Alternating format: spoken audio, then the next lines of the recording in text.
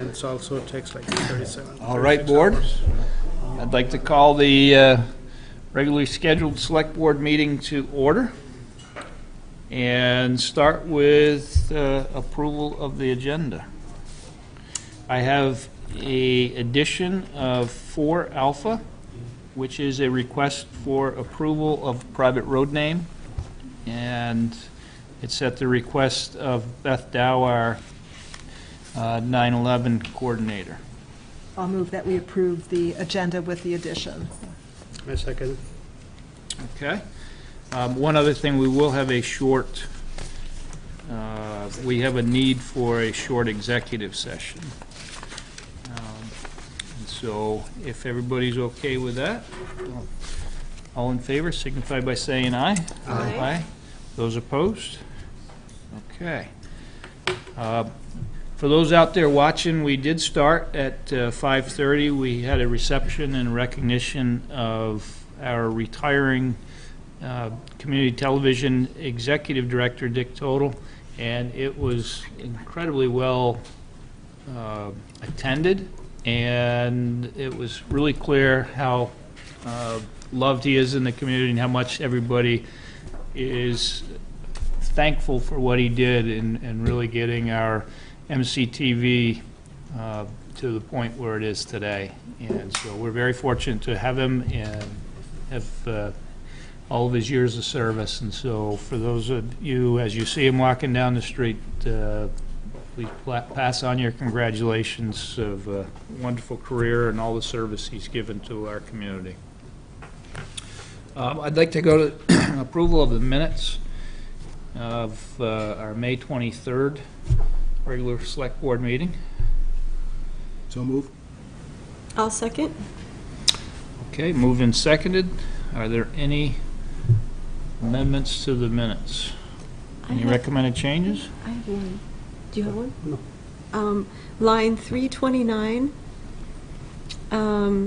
it says there will be an access bridge needed alongside the pathway, and I think bridge is supposed to be road. 300 what? 329. Access bridge needed along some.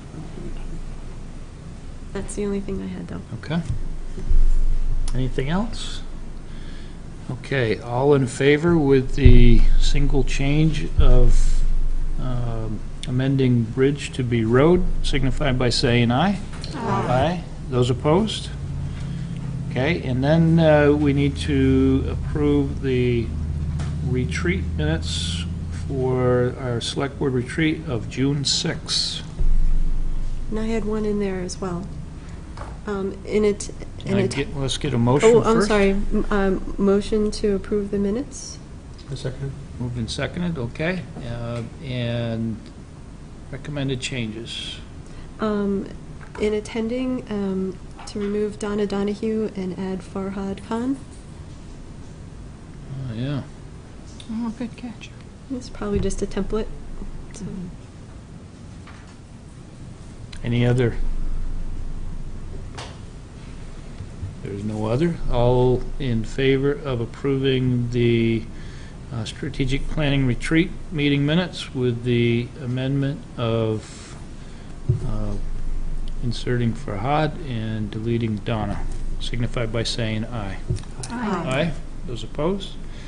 Okay, citizen comments. Our Can we look- our new officer would like to make a comment. Yes. Well, hang on. Well, just a second. Oh, hang on. She can't wait. So Neil, I just want to say hello. So say thank you all. Can we make sure we get him on camera? Are you seeing him? Yep. There we go. Okay. So this is our new patrol dog that we've hired in the town of Middlebury. Oh, wow.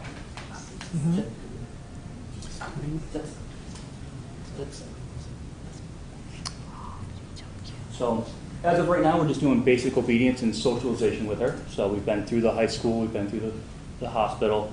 We did the safety fair, so about 400 or 500 elementary students got to meet her, put their hands on her, pet her, get to meet us. So we're going around different businesses, checking out stuff, getting the different smells of Middlebury, checking out different floors, linoleum, hardwoods, carpets, stuff that we don't think about. It's pretty important for her to get to used to, so that way the first time she doesn't see it is when she's working. So she sees it before she goes. So right now that's what we're working on. Today we're now starting the process of learning German. So, so we're both learning. So it's a process, and then July 10th we'll be starting the academy. So we'll be down there for 4 months. So the instructions will all be in German? Yeah. So her commands for sitting, staying, watching, and what have you will be in German. Why is that? So the reason being is, I didn't think about it until today while meeting with the head canine guy, was in a dynamic situation, you're going to have lots of people saying lots of things. One of the biggest things we say is down. Well, when I give the dog command down, that puts her right down. She goes right down the ground. She'll lay down on the ground. So she's going to listen to the loudest bark. So if we got guys out there yelling down, down, down, she's going to stop doing what she needs to do and listen to that command. So they'd say, teach her in German or whatever language you want. German seems to be the most common one. That way, the dog knows the difference between when I'm telling her to do something and other people are telling her to do stuff. Interesting. It's a big learning curve, to say the least. It's a lot of work, but it's a fun work. Well, we're glad you have her How companionship. old is she? She's 13 weeks now. Oh, she's a baby. She's just a pup. She knows where the treats Yeah, she are. knows where the treats are. Yeah. Is she going with you on night rounds? She is. So she works with me whether I'm working 16 hours on the road, 8-hour shift, or 16 hours on the desk like we did yesterday. She sits there the entire time with me and gets used to it. So she's in the car and watching and kind of taking it all in. And then, like I said, on midnights, mostly is when we're getting out and checking all these businesses and going in and out of the hospital and stuff like that, when there's less people, but still some people around, she can get used to the smells. So we've been into the high school during the day, and like I said, the elementary, we've gone in quite frequently.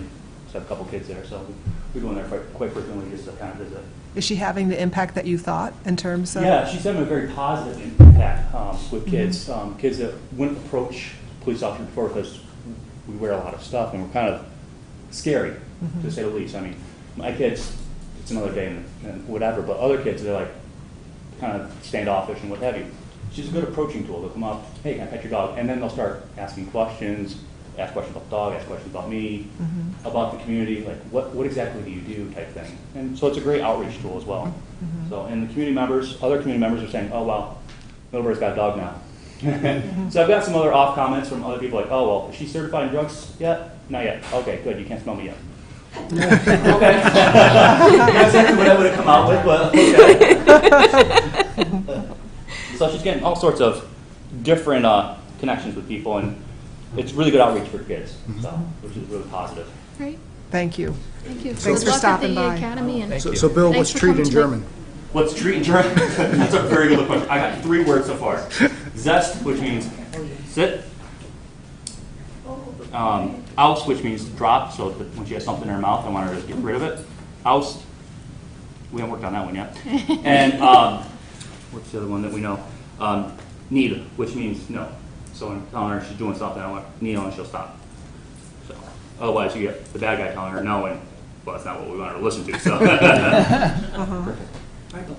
Okay, thank you. Thank you. Thanks. Absolutely. You'll have to take him with it. Sorry.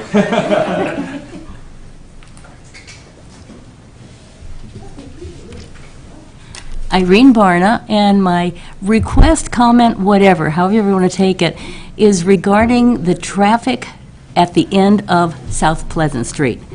And when we had, in one of the initial hearings that the town had, we were trying to figure out what we were going to do about this conundrum that we're now involved in, is I know Tom Hanley was there, and I mentioned the possibility, is there a possibility of a temporary traffic light at that intersection of Cross Street where South Pleasant Street intersects? Because as a regular bus rider, now today I drove to work, but I ride that bus and have been for 20 years, and Monday the buses are, the in-town bus is 15 minutes behind schedule because the traffic delays, well, there are going to be delays, but getting out onto Cross Street is an issue because it's the main thoroughfare. So a traffic light, if it can be done, Just think about it. Okay. Thank you. Actually, could I respond to that? Because we did talk about traffic and parking and that intersection at our Public Health and Safety Committee meeting yesterday, so we are aware of that intersection, we're watching that, and we have talked about the possibility of some actions there, so we'll relay what you reported. And you said you did tell Chief Hanley about it already? Said what? Did you communicate this? This was a couple of years ago. Oh, a couple of years A ago. couple of years Okay, ago. that And you Tom said that. Hanley, I did speak with Tom Hanley regarding that thought. And so I don't know whether it's gone any farther since that or not, but I have not reached Well, out to him I think they're recently. thinking that a light isn't needed because you're directing traffic to turn right. and the Only, actor- but people are turning left as well. Mm-hmm. But even if there are 3 vehicles in line and everybody wants to turn right, it's still an issue to get out and turn right onto Cross Street. Because the traffic isn't quantity of stopping. traffic, yeah. Okay, thank Because you. people are avoiding the green, so they're coming to cross town, they're coming, well, that's why we waited before we could do anything, till we had this bridge. We did talk about the last select board meeting also, right? Yeah. And we talked about trying to get a 3-way stop sign also. That was part of the I was discussion. looking at, there's been a number of ideas, and so just trying to figure out. That definitely is not a safe intersection, in my opinion, because I travel a lot, and when you try to make a left turn from South Pleasant, it's impossible sometimes. Really. Yeah.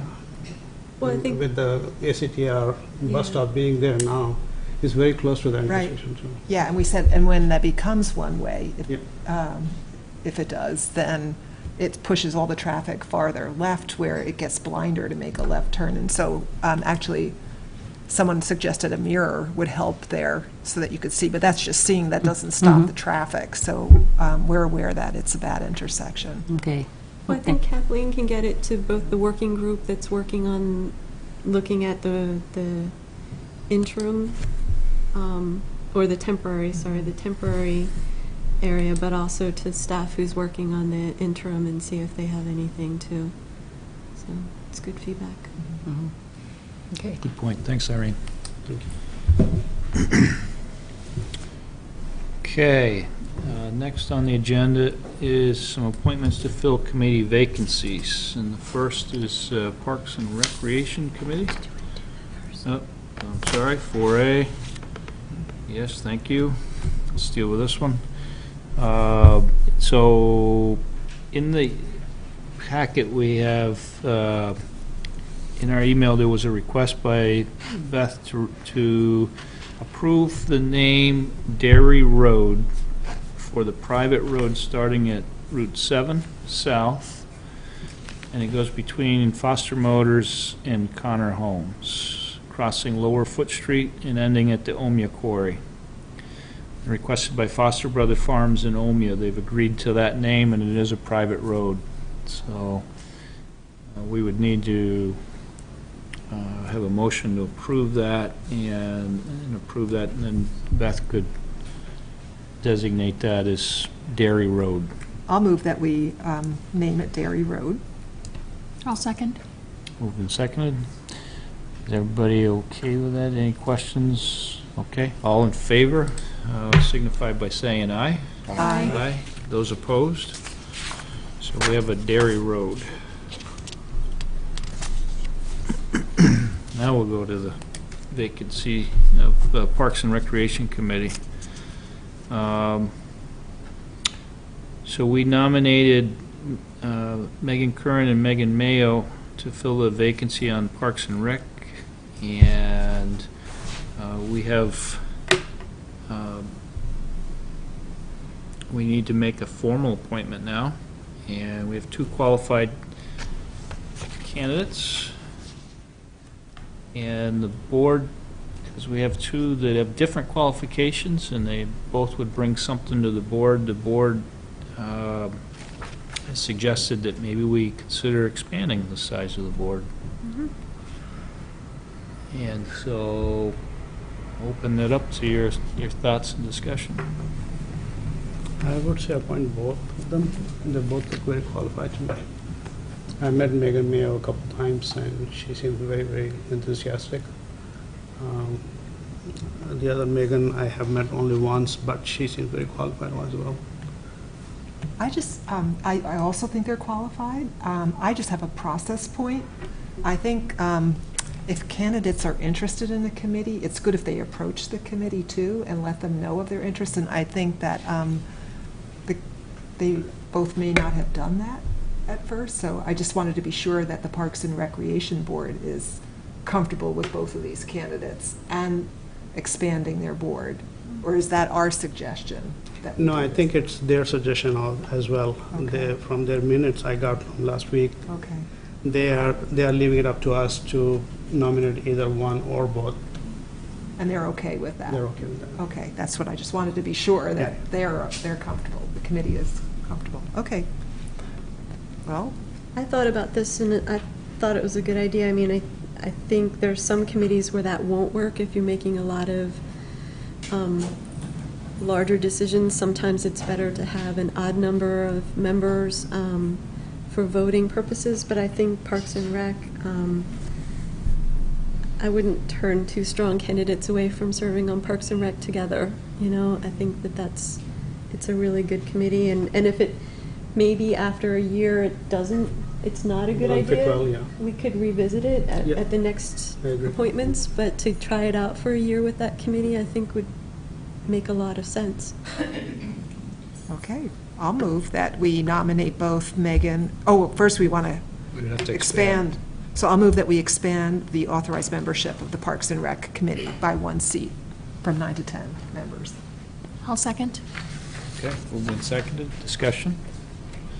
All in favor signify by saying aye. Aye. Opposed? Okay. Then I'll make the motion to appoint Megan Curran and Megan Mayo to the Parks and Recreation Committee. I'll second. Moved and seconded. Discussion? All in favor signify by saying aye. Aye. Opposed? Okay. Yeah, I was on that committee for a while, and there's not a lot of contentious stuff where an even number could present a problem. It's really about just carrying the work, and the more people, I think it's a great idea to hope it, I expect it to work out, because there's so much going on there. Yep. It's a growing part of the community. Okay, next is appointment to Addison County Regional Planning Commission's Transportation Advisory Committee. We have not received an application for this position. You have until July 1st, so I would propose bringing it back to you, hopefully with a candidate other than me. at the next meeting. Okay, so Rod didn't submit? Okay. Probably table. All right, So- then we'll go. So what's the commitment again for this particular thing? It's For 10 the 10? meetings a year 10, out, and it's the third Wednesday night of the month. Third Wednesday night of the month? Okay, Transportation Advisory Committee, so you're looking regionally and representing Middlebury, okay. Do you have that evening? Well, I know that they're free? doing a lot of, no, I'm not doing it. But, I'm definitely aware of what they're doing, so. I didn't know if you were. I was going to Checking your say, it's a calendar, good thing calendar to plug check. into, because they're writing the plan. They're rewriting the plan right now, so if anybody's watching, you know, it's really an interesting time to join the Transportation Advisory Committee. So, jump on. There we go. Now, next is appointment to fill a vacancy on the Infrastructure Committee. And we have 3 residents who have submitted letters of interest. Betty Nuovo, Judy Uyghur-Gross, and Luther Tenney. And we didn't receive any more since Luther's, did we? No. So,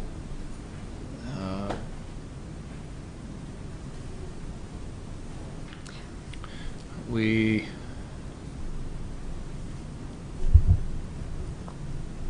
would typically, we can't Can we appoint that tonight? Since it's a subcommittee of the board, it's not governed by the charter.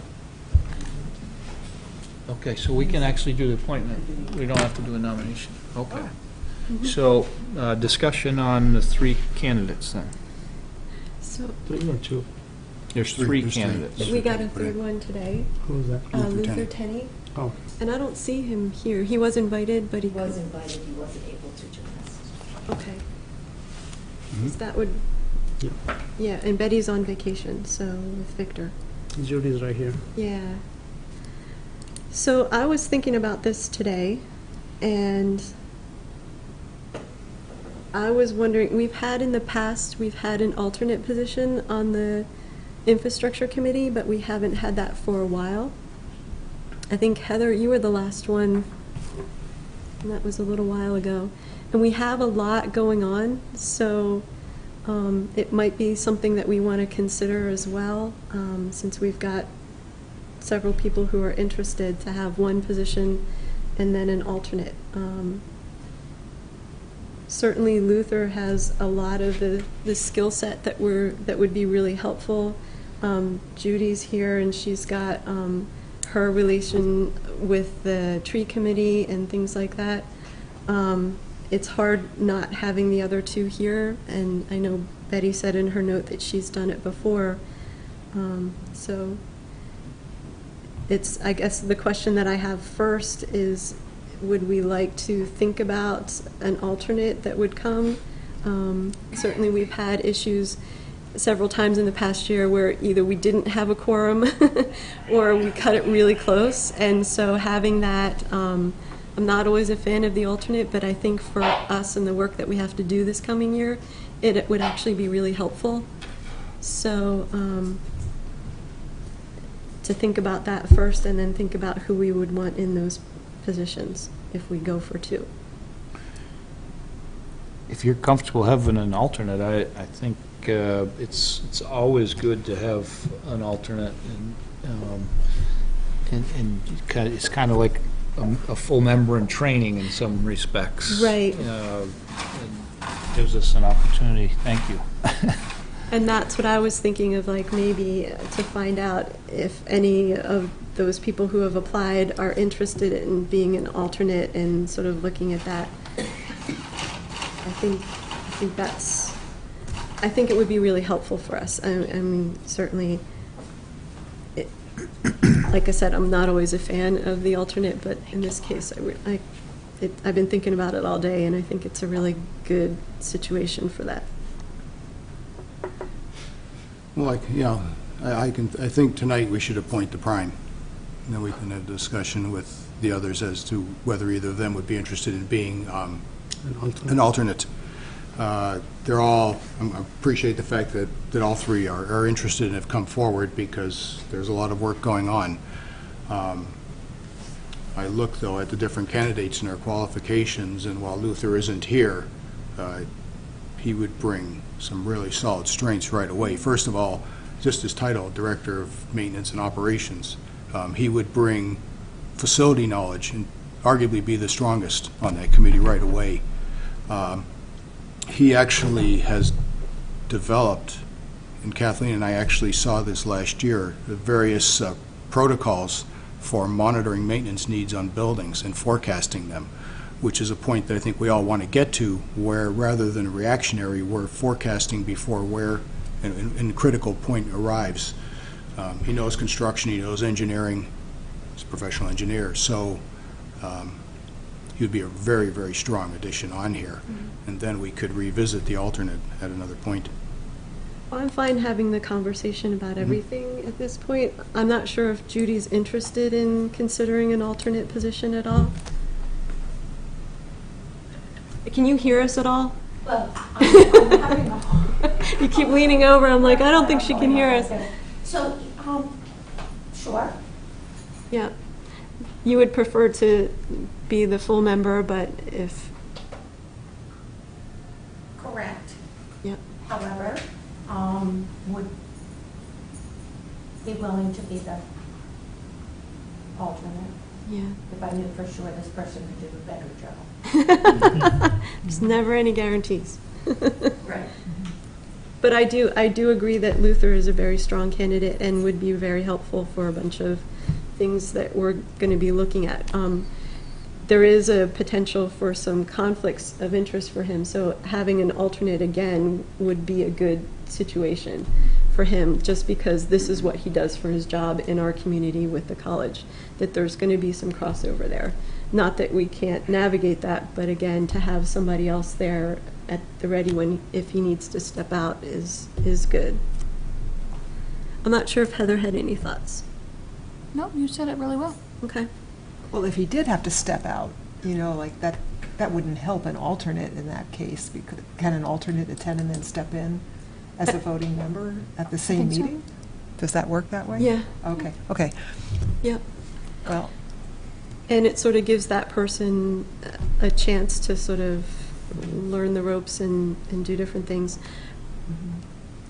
When I was the alternate on DRB, I attended every meeting Yeah. so that I was, up to speed on everything that was going on, and when there was room to vote, I did, and when there wasn't, I was still there to participate, so. Being an alternate is actually more challenging just because you have to be there, you have to go, you have to be ready, and you might not, you get to weigh in on conversations but not necessarily vote. So it's more of a challenge.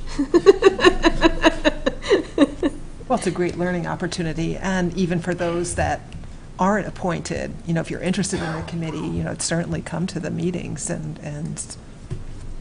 It's a great point. see how they are. So, are we ready to move? Yeah, I mean, I think it comes down to what we want to do. Did you want to make a motion?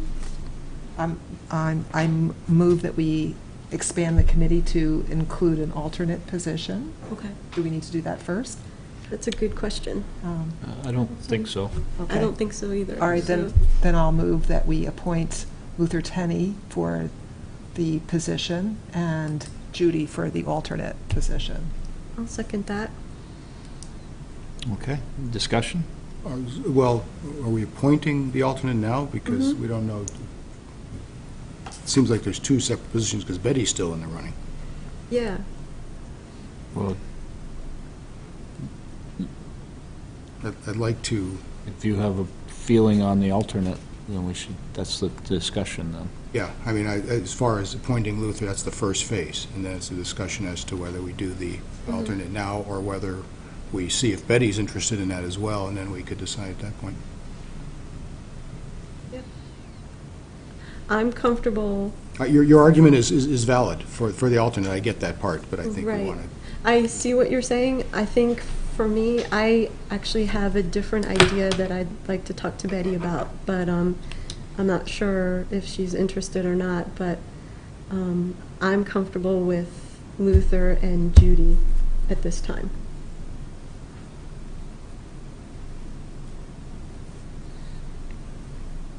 I'm comfortable with either way, if other board members That's fine. want to wait a little bit more on deciding the alternate position, but I'm also comfortable with filling the position. Yeah, I'm trying to I think see of- benefits to both of the people who've put in for alternates. And again, I'd want to see if, one of the things that Betty can bring to the table is experience with legislature and possible connection to that. Now, I don't know if that's the idea you had in mind for her. No? She became very beneficial when we had the discussion on the Route 7 Exchange Street roundabout. She put us in contact with connections that she had up there. But I'm not sure if that's appropriate for the infrastructure committee. I think that's appropriate on a select board level, that we make recommendations that come to the select board that would then decide that's not something we should be dealing with. Staff might want that connection, that would be helpful for them, but again, not something our committee should be getting into, that we're sort of looking at other things. And I agree, she's very helpful on that level, but I'm not so sure that that connection would be helpful directly for the infrastructure committee, because we work in a different realm. That would be for us as a select board members. This is true, but she would have, being there on a regular basis, she would have an intimate knowledge of the discussion and could conceivably contribute to things that could be problematic to us as well as advantageous, so. I see that. And if the board wants to wait, that's fine too. But I've made my decision of how I feel, Okay. so. So we have a motion in a second? Mhm. Okay, and I think if we're gonna go back on that, you're asking that we would not approve it, We appoint the prime. we'd appoint the prime only, so. I think we need to vote on the motion then, and Well, can we wait for all of them at this point? Because Judy's here, and maybe she would like to think about it too, if, you know. well, Let's vote on it first. Sorry. we want to vote on it. If you're okay with I'm okay. retracting your motion and just doing one at a time then, and vote and move for appointment of Luther, and then we would vote on the alternate. I'm sensing, I'm reading the three resumes, I'm strongly in support of Luther. He's got more experience, I mean, in it. I think I think he brings more applicable experience to the committee, and that's, I think it's a strength that you would have a hard time overlooking. Yeah. So I think as far as that, that we should appoint, at least appoint the primary at this point. And so that, I think we should appoint the primary and table the alternates for now, maybe. Yeah. See, I disagree, just, Because yeah. the only reason I say that because Judy is here and Betty's not here, and it doesn't seem fair. but it doesn't seem fair that Luther's not here either and Judy is. And so I want to recognize that too. You know, that if we're going to table the discussion, then I want to recognize that she is here and was willing to be the prime as well. And I'm just careful of how we treat the people who are applying for these positions. Well, I think that it's important to honor that too, and also to recognize what you're preferring to have as the chair of the infrastructure committee, and that you would see value to having an alternate on the committee. So I'm considering that Yeah. in support of the committee. So I think we're just left with deciding on whether to handle the alternate appointment now or at a next meeting. And I could go either way on that. Mhm.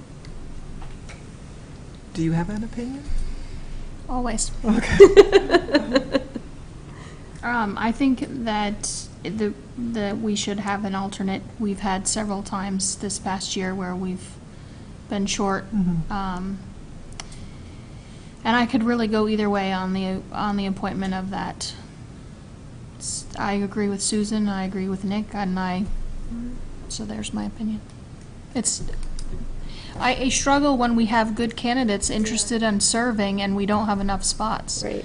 And so,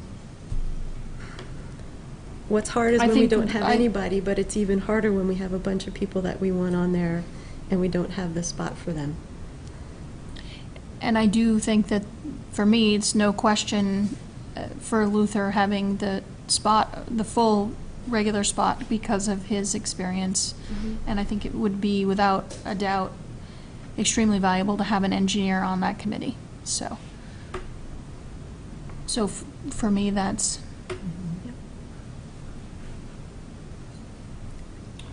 so I'm not sensing any withdrawal of retraction of the motion, so we're going to go ahead and vote then. So we have a motion and a second to appoint Luther Tenney as the prime and Judy Wicker-Gross as the alternate to the infrastructure committee. And all in favor of that signify by saying aye. Aye. I, Aye. Opposed? Opposed. Two opposed, okay. So we have 4 in favor, 2 opposed, and 1 abstention, or 1 absent. And that's fine. I mean, I'm comfortable with that, but I think we want to be cautious in the future because I could envision someone, I don't know who that would have been, but who could have been interested in being an alternate and not a prime. And, you know, because of commitment of a prime. And so we need to be cautious of this in the future. Yeah, I get, I get the concern, and I think we consider them as an alternate. I mean, I think they were considered for the alternate, whether they had said they would accept it or not, so.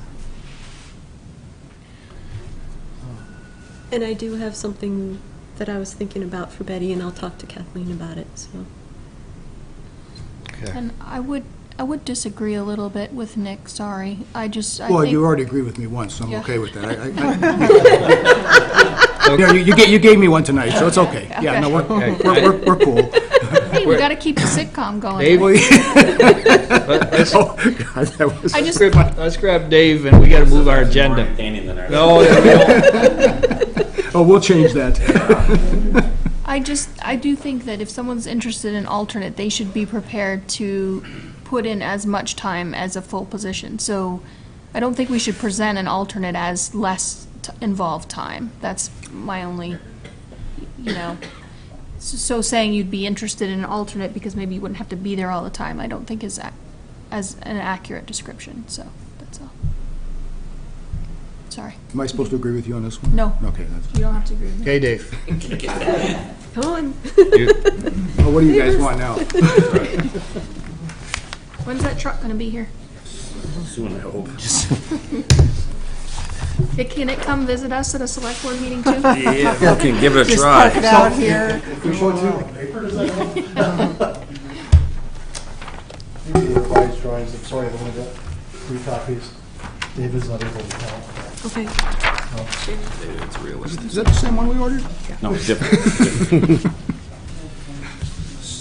Actually, I want a ride. I was Me gonna too. say. Can I revise my Me request for a ride?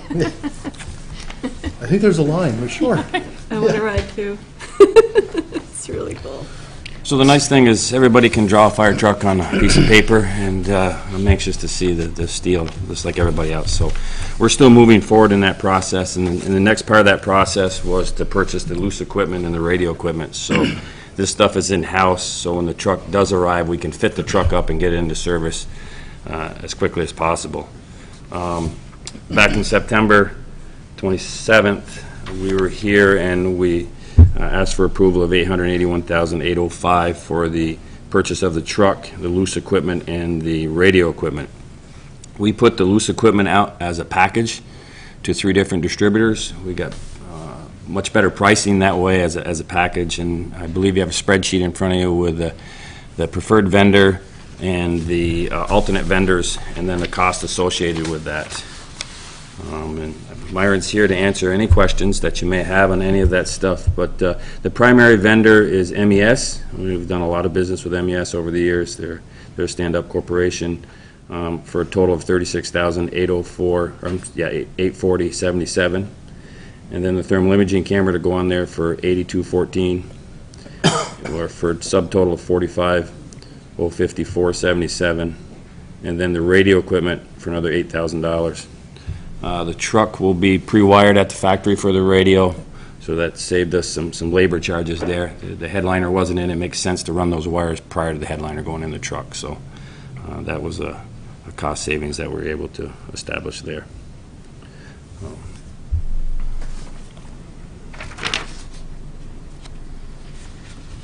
Questions of them? I think fairly straightforward, so what we're looking for is, I guess looks fairly straightforward, so we're looking for a motion to purchase the loose equipment and radio equipment, and it looks like a pretty complete list for the sum of, not to exceed sum of $56,705. Now, does MES also do the radio? Are they? MES does not. That would be Radio North Corporation. Okay, so we're really authorizing the $45,054.77 to MES. Correct. And Yep. then 8,000 to Radio North. Thank you. Then 8,022.62 to Radio North and Motorola. 8,022, Uh, 62. And the So- thermal imaging camera Right. isn't coming from MES. It is, so we but need to back up a little bit, Nick. So what we're looking Yeah, for thanks. is 36,804 to MES, and then the thermal imaging camera to Reynolds Corporation, South Barry, Vermont, for 8214, and then the portable radios would be going to Radio North out of Burlington. And that's the 8,000? Correct, sir. Okay, so do you want to do these all at once, or do you want to treat them individual? We need to have separate motions. We can do, From a PO perspective, it would make sense to separate them. Yeah, for MES and Yeah. Reynolds. Reynolds and Radio North as well. Okay. So three So separate. so then the first motion is for the sum of $36,804 to MES for the loose equipment, as defined in your list. Second. Tie. Laura can have that one. and it's to authorize town manager To authorize the town manager to sign to the issue purchase the order. individual purchase orders, yeah? Yes. And is that one a not to exceed Little hard. amount? The only problem I have is MES gets many of these products from different vendors, and not all of them are freight-free. I've tried. The Scott equipment, the air packs and cylinders are supposed to be no freight. So I'm not really sure. I couldn't get a real handle on what's the weight of this fan, what's the weight of that, what's the shipping charge going to be. So this is the cost of the products. There may be a few dollars, and I'm certainly not a shipper to have a good handle on that. Myron has beat them up pretty tough on shipping, so he's informed them to commingle as much as possible, hold it until you get a fairly significant shipment, and send it to us. Don't send us each individual item from every vendor. That really tabulates a lot of shipping charges. They're aware that we want to keep our shipping cost as low as possible. I Well, let's- apologize that we don't have an exact number for that shipping charge. Well, let's go ahead and authorize the purchase of the equipment. and I then- think we'll still fall underneath the Oh, 48,305. certainly. I Confident would, with that. yeah, I would think so. Yeah. Shipping is not that bad. It's not good. It's not good. Yeah, okay. Can we do that plus freight, plus shipping? Okay, I'll Do amend it it. for the dollar figure plus shipping, so we don't have to come back to this, Right. please. Plus shipping, 1,000? Well, I No, wouldn't- don't want to do No, an not a amount. dollar. Just plus shipping. Just Right. Plus shipping, plus shipping. Be Okay, confident we'll that- pound That's them fine. pretty then- hard then on we'll do- shipping, yeah. Okay, so the motion is the 36,804 to MES, authorize the town manager to sign the purchase order for that sum plus freight. Okay. Yep. We have a second? I second.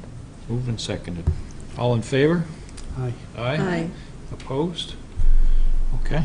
Nick? Can I just ask one just Yeah, quick question? So absolutely. the equipment that we're buying, will it last the life of the truck, or Yeah. will some of this need to be replaced before It'll the probably truck? last more than one truck. The Oh. equipment that we have on the current truck, some of it is on its third piece of Okay, apparatus. and- okay. The thermal imaging camera, certainly not. No, Okay. not the But electronics. the hand tools and the other stuff certainly will, Okay. yes.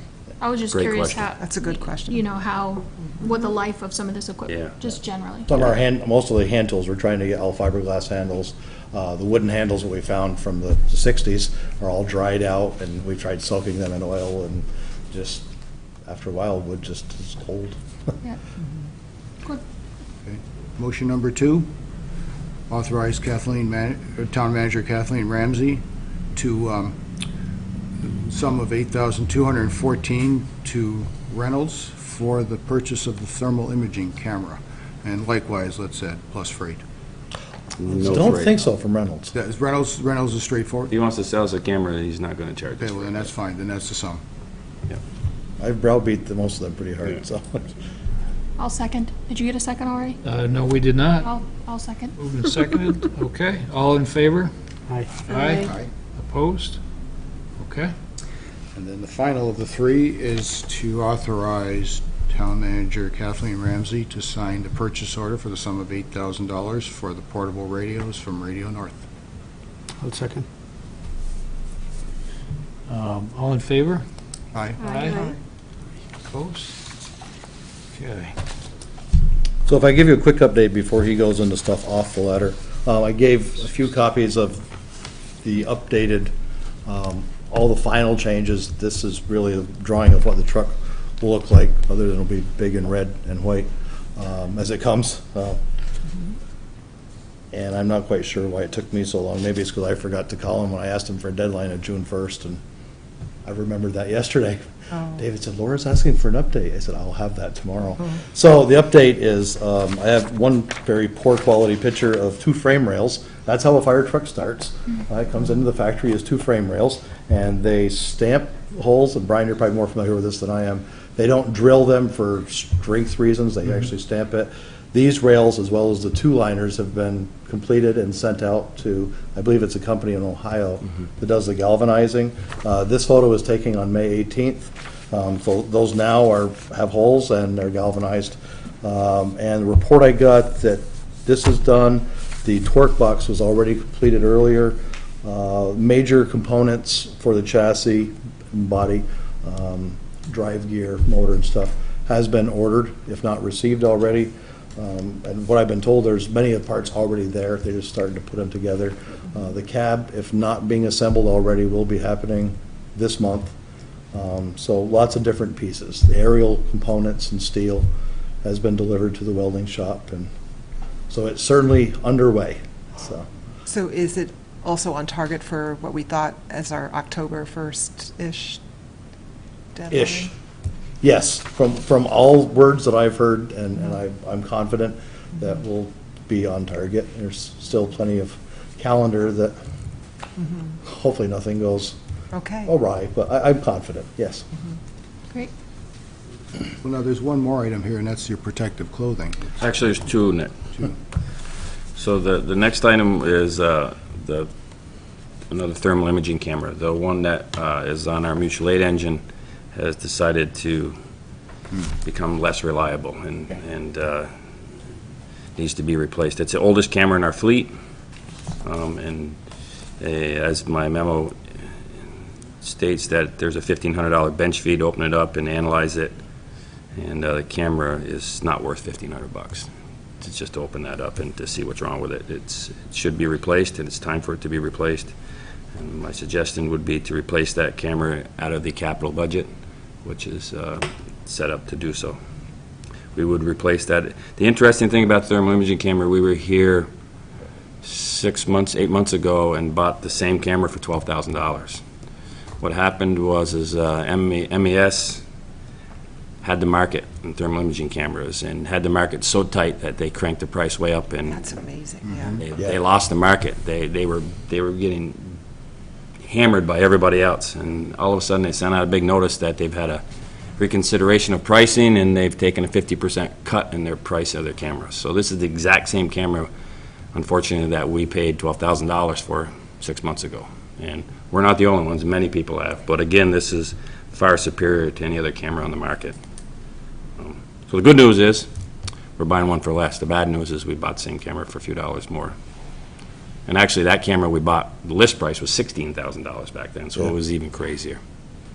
But competition is good in the fire business. Yeah, when I came in with my price, the chief's like, how'd you get a price of that for? That can't be the right price. So Called the salesman right up, said, I think you've hoodwinked us because we paid. And he said, I knew you'd be calling me, and beat me up. So we'd like to replace that old camera with a new Model 6000 and replace it out of the thermal imaging fund, which has sufficient funds to do so.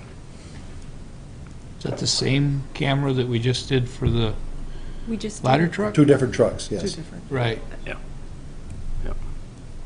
So you're going to have the same cameras across your fleet? Not quite yet, but it's fairly close. close, yeah, fairly close, within a generation of each other, yes.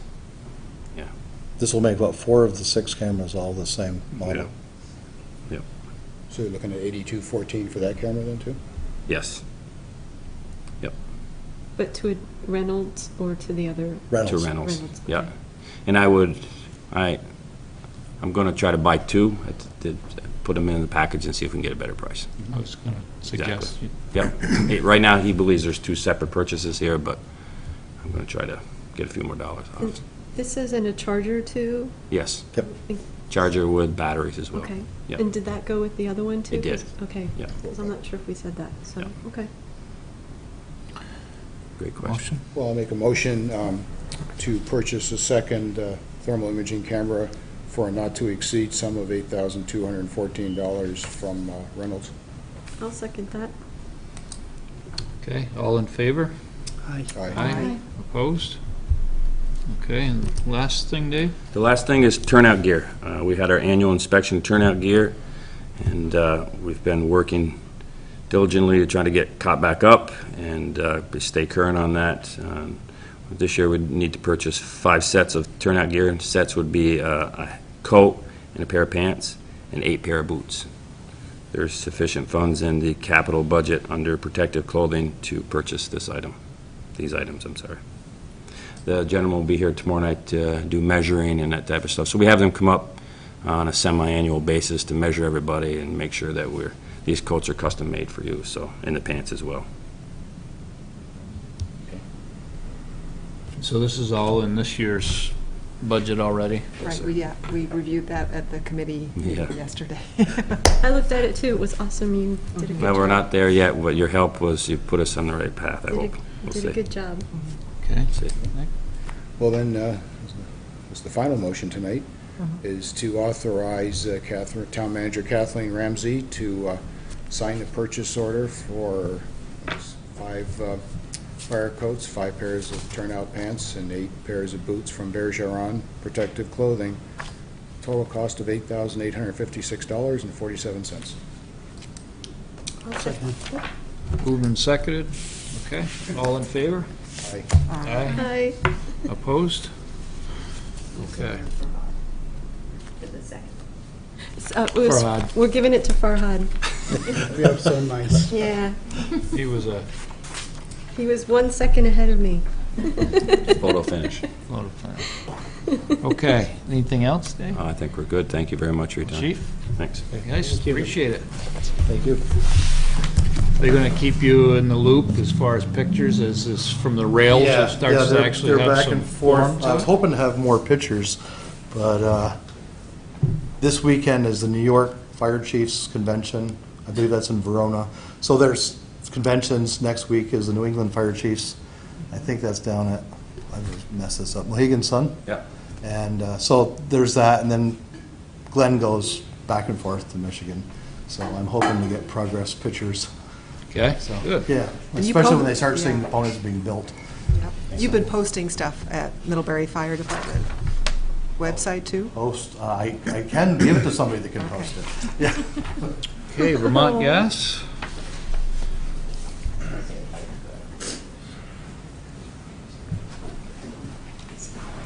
Hello. Hi. So, my name is Karen Kotecki, and I'm the right-of-way manager for Vermont Gas Systems. And with me tonight is Tim Basharow, who is the construction manager, and Mike Gifford, who is our design engineer. We thought we'd bring everyone in case you had any questions, and we could cover the whole gamut. We're here tonight to ask for the Select Board to give Kathleen Ramsey authorization to grant 3 easements on town-owned property. This is property that's owned in fee. The majority of our distribution line is installed in municipal right-of-way, but we occasionally have to cross private right-of-way. And in this case, there's this property here, there's 2 segments, and then the one across off Bakery Lane, the parking lot next to Mr. Ups, and then the parking lot off Mill Street. And this will serve, it'll help us to connect the rest of the distribution that's throughout Middlebury, but it'll also help to serve this area right here, the businesses and the families that are located around this section of town.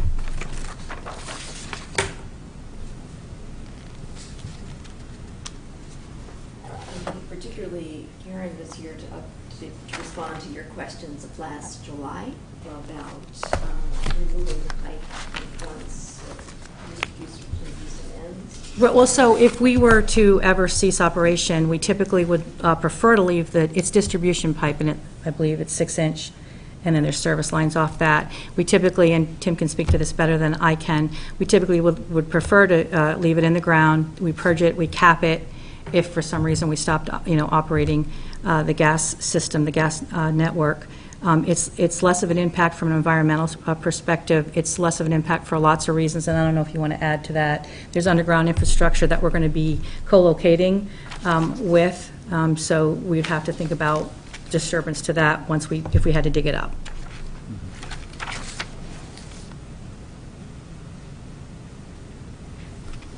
In summary. So we would prefer not to, but that's just something that you would have to decide, and if you have questions, we hopefully can answer them tonight. Okay. Questions of the board?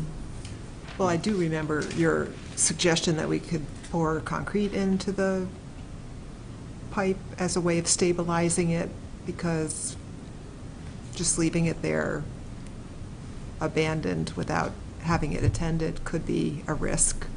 What we would do is we would cut it off from the source of gas at both ends, and you would purge the natural gas out of that, so there would be no gas inside, and then both ends would be capped, so there wouldn't be any sand or anything that go in that you can undermine a road or have any erosion, and that's why typically you would abandon it in place. If you take it out, then there is a void, and then you've got compaction, you've got other issues that potentially could arise.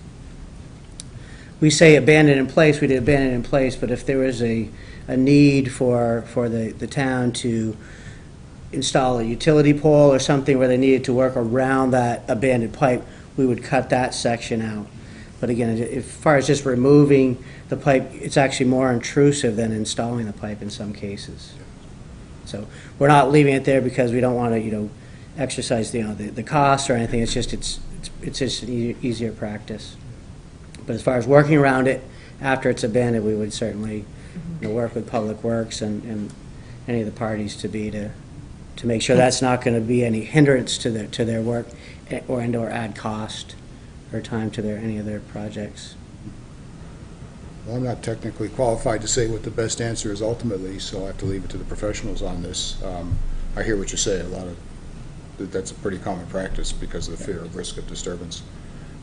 So, I'm ready to make a motion. I think there's a little bit of discussion left here. Let me just, So how big of a deal is it if you want to fill it with concrete or something instead of leaving it? It's a plastic I'll get you a pipe. It's second like, glass. yeah, it's plastic, so get you in a minute. And how big are the pipes? 6 These inch. are 2 Oh, inch. 2 inch, sorry. 2-inch pipes? 2 inch. Yeah. Okay, that should be minimal. So it'd be very hard, to get the concrete in, and over a span, how would you, completely encapsulate that void inside the inside diameter of that pipe would be more difficult And than. it's a thick-walled pipe, so it's a high-density polyethylene that it has carrying capacity, unlike some other pipes that you put that flowable fill in, which can deteriorate over time. This would not. Any other 2-inch pipe is not going to do much. Questions of the board? Is there a compensation for the easement rights that you're reflecting in the Well, so agreement? when we're coming to municipalities and we, like I said, we mostly would install in municipal right-of-way, but this is a benefit to the town, the residents, the businesses here, and the families. They'll be able to have the option of, a different heating source than what they may have now. It's affordable, it's inexpensive. So we look at it as a benefit to your communities and all the other communities that we're in Addison County and Franklin and Chittenden County. I think I understand that, but I also do agree with Heather and what she had said before about the abandoned pipes in place. And if that's going to be left to us to move them or shift things around in the future, then maybe the compensation would be for the fact that we would be giving up something on the easement that we wanted. And you could look at it that way, that if you're not going to remove the pipes, that it's better that way. Then in the future, if we want to do something with that land, then we are going to have to remove them, and that the compensation would be around that for us. That if we're going to give up that request, because it's easier for your company, and I see that. No, it's not necessarily easier for our company. That, I want to make that clear. Okay. I think, and Tim said that, and I get where you're going.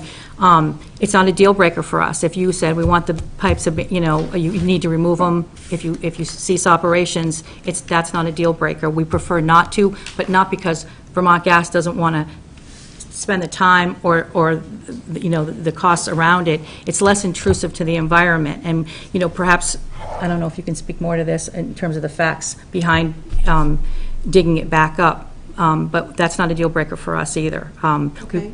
It's a standard practice that you don't, and it is a 2-inch pipe. I misspoke. Some of our main is 6-inch. But it's again, it's not necessarily a deal breaker if you don't want us to remove it. So can we explore that it's not a deal breaker, and that would, let's just say that would be something that the board would want you to do, because that is what we had said last year. Yeah. So what would that look like? In terms of? Of that it's not a deal breaker. Oh, that we would remove it if we ceased operations. We would remove it. We wouldn't abandon it in place. We would come in and remove the pipe. Okay. And on those, at those locations. But you had offered money to private property owners, right, for right away? You've done it all through last year. Yes, we have. And again, typically we don't to municipalities for distribution. If you're hosting a transmission line that's going through the town, that's something different. But distribution, typically we don't offer compensation to a municipality. We will to a private landowner, and even that is not, I don't want to say it's a nominal amount, but it's not, it's just very different. Do you know what I mean? Because that's a single private property owner, and you have a municipality where this natural gas network system is going to benefit the town, the taxpayers of this town, the private property owners, and the businesses. And so we look at it that way. Is there a town that you've offered that to? The distribution and the compensation? No, that's what I'm saying. None We of the don't typically. towns? No, not for distribution. Is there an amount you're thinking about, or have you even discussed it? No, but also, I'm thinking like Vermont Gas is a for-profit company, right? Yes. And they need the right-of-way. It's for your business, right? It's for you to We're expand your providing the business. system. Right, we're providing natural gas service. So at the end of the day, Vermont Gas is making profits on this, right? Yes. So you should offer compensation, I think. I mean, for me, different, if it's in the right of way, and I know other companies, we don't ask for compensation from some utilities, but usually that's in the right of way. I find it, I don't know, I think if we've already asked for this to have that, I don't know, I've sort of said what I want to say, I think. I'll just wind up repeating myself. Let me ask Ross. Go ahead, Ross. Yeah, thank you. I would like to just state that I think the Select Board definitely should negotiate some type of compensation. As our elected representatives, you are the stewards of our commonly owned lands, properties, buildings, etc. And as has been indicated, typically for an individual landowner, if they're going to be putting a pipe through their property and encumbering their property with a right-of-way, there is usually compensation that's paid to compensate for that encumbrance. We are collectively owning these properties, and as collectively, the commons, I think, should not just be given away. We've been very generous. We've allowed Vermont Gas to use the right-of-ways along all our roads without any compensation. This is a different thing, however. These are parcels of land that may be sold, or something might happen in the future, we don't know. And this encumbrance is definitely, most likely tends to affect the sales of things. And so I think you definitely should negotiate something. I know Vermont Gas feels that this is a benefit to the community. I would suggest that remains to be seen. We don't know how long fossil fuels in general are going to be viable as energy sources. We also, I mean, the current pricing of oil is so low that it's really very competitive with gas right now, and so the benefit is somewhat questionable. It's not definite, let's just put it that way. And so I think we, as the stewards of the commons for all of us, as a town, voter and taxpayer, I'm hoping you will get something in return should you decide to grant an easement. Thank you.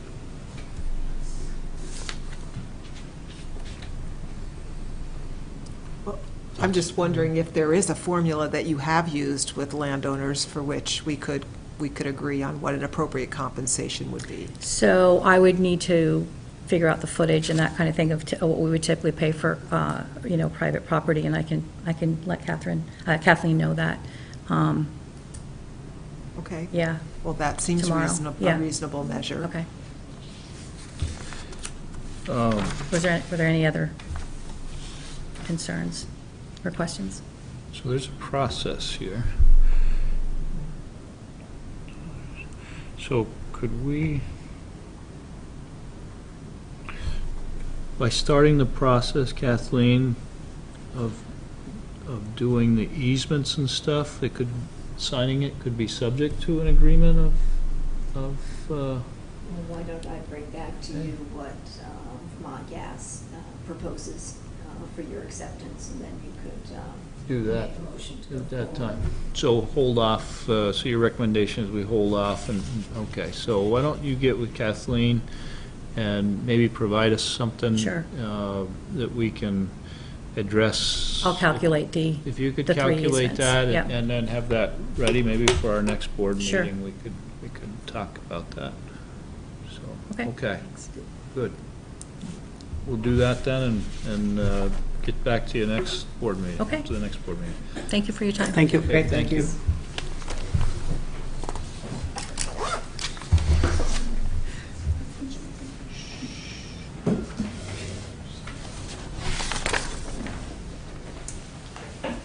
Jim back out on? He just stepped out. Okay.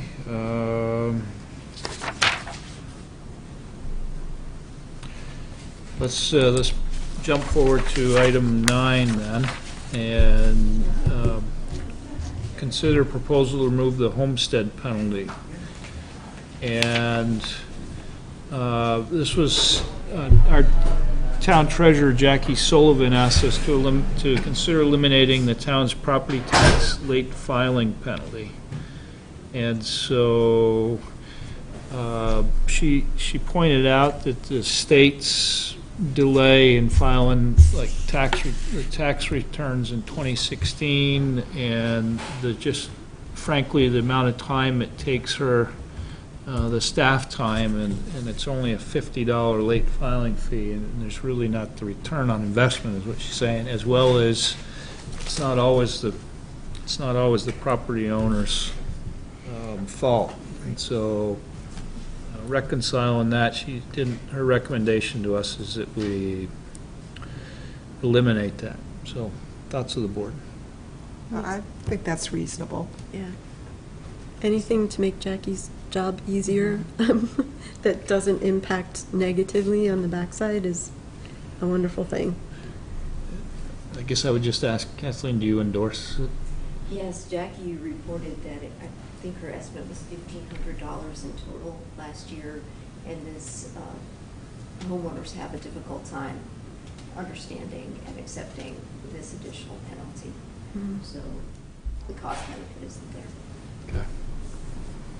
So I would make a motion to approve Treasurer Jackie Sullivan's proposal to eliminate the town's property tax late filing penalty. I'll second.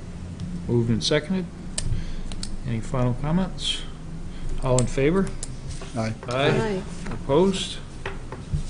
Did I hear ayes from everybody? We're good? Okay. Jim, we're ready for you. Okay. Hi, everyone. Hi. With an update on our rail bridge project, which is far more visible than it was the last time I reported to you. The construction started as planned on Thursday, June 1st, so tomorrow will be our 10th day of construction activity downtown. I've been issuing a daily update, as you've undoubtedly seen. And I want to start by reading you just 2 comments that I've gotten back. I've heard from a lot of folks in our community, and wanted to share with you 2 comments that I've gotten back over the last couple of days. Comment number 1. Thanks for your thorough consideration of the problems which the construction poses. Your posts are helpful, and you were good at seeing things from everybody's point of view. Comment number 2, is I would just like to thank you for your daily updates on what is happening with the project and how we may need to adjust our routines for navigating downtown. They are very thorough and helpful. Keep up the good work. So, those are two of several comments that I've received, and while they're personally gratifying to me to get those kind of comments, the reason I'm sharing them with you is because I'm able to do my job because the team that's out on the street is doing their job. Now, Kubricki is managing a very complex project in town here.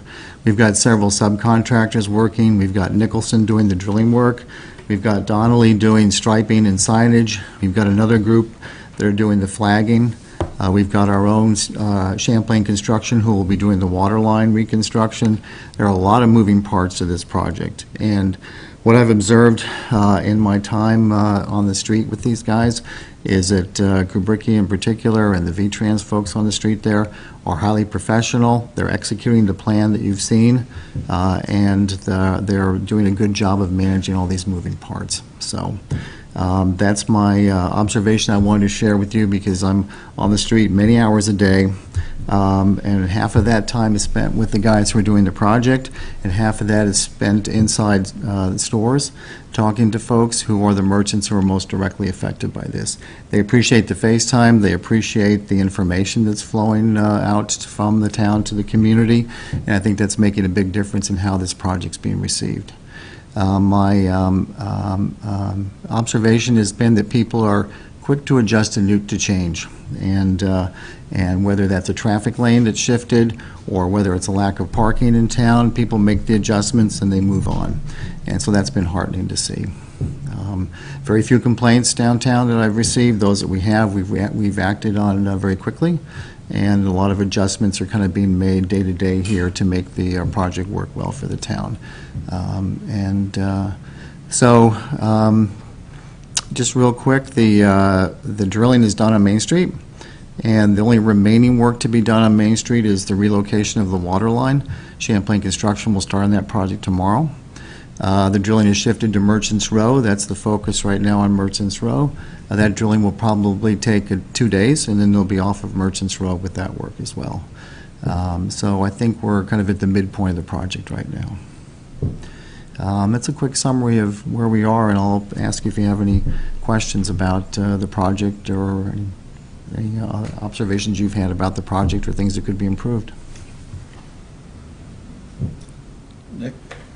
Not a question, but a comment. I'm going to reinforce, this is an active construction zone, and we've seen more than a few instances where people actually walk through the construction fencing into this, what is a hazardous space. So please be cautious of that. For your own safety, these things are marked off, and it may require a little bit of pedestrian detouring, but it is for your own good. So please stay out of the construction area. And relatedly, we caution people to just slow down as motorists as they're going through these zones, and we did talk about that at our Health and Safety Committee meeting yesterday. So again, just calm down and take your time going through and navigating the construction zone. Yeah. And we are planning to remind people that it is, as a construction or work zone, fines are doubled in that zone, so just be aware of that, so you don't want to be speeding through that area. Yeah, that's particularly important for those who are turning off at North Pleasant Street to come down Main Street. There's a lot of truck traffic in our town. There's not a lot of room to navigate through these traffic lanes. Main Street has gone from this wide to this wide. And so it's really important that people slow down through the zone and that pedestrians stay to the well-marked sidewalks that are open for their use. So we've talked about whether we direct truck traffic differently, so they're not coming from Seymour Street onto Main Street, but we direct them up to Route 7 at Elm Street and come over that way, right, Jim? So we're considering signage like that. And the other intersection that we talked about earlier, I don't know if you were here for that, was South Pleasant and Cross Street. Right. I'm just watching that and seeing if there's something we're going to need to do to make that work better. This is a great dry run. This, in the way that this project fell into two halves, with the heavier half coming in late July and into August, this is a great 3 weeks for us to to learn, how to manage traffic flow and signage and pedestrian access and so forth.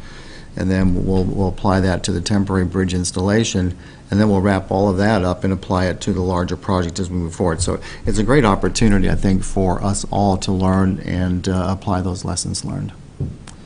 And I would like to note that in the middle of one of the busiest construction days, I parked over at the new park in front of the previous Samas and walked into town, spent 2.5 hours shopping in a bunch of stores, running all my errands, came back out and had a great time and never was impeded. Ran into you into a store. Right. And totally navigable easily, and I just, it was one of those things. I highly recommend it. Come down, check it out. Come downtown. The post office is the challenge, but because of the lack of parking there, but there is more parking opening up, and this community is making do.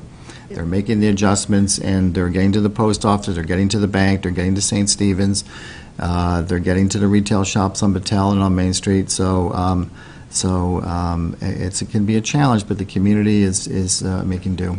Are people asking you for directions? Sure. I'm out there directing traffic when need be. I think your updates are very, very important to the community. Yeah. I have several people comment to me that when they see that, they know to avoid certain times going downtown. And even I've drove through downtown several times, and traffic has been smooth. Despite all that huge construction going on, I think it's still pretty smooth. I thought it would be like a bottleneck or something, but it seems pretty smooth. Even today, when they were moving large equipment from Main Street to Merchants Row, and I mean large equipment, people understood. They waited at the top of Main Street, they waited at the bottom of Main Street. Equipment moved over, people moved on. So it's heartening to see it working. After all the planning and all the discussion, it's heartening to see things are working. So that's the project. I'll continue to keep you updated. I'll be doing my daily updates through June here until we get to the end of this project, and then we can kind of take stock of lessons learned. And yes? I just want to make one comment about directing the truck traffic. So truck traffic needing to go south on 7 or south down Main Street or west, I guess. That turn from, by Maple Fields right is not an easy turn for commercial vehicles, because even though the line is striped further back to give those trucks enough room to make that wide right turn, people pull up hoping to cut and not wait for that light. Yep. And if a truck cannot turn because there's traffic backed up there, then nobody can go behind them, which is why I think they prefer to come out the Seymour Street, because there is more room there and there is not traffic waiting there to turn.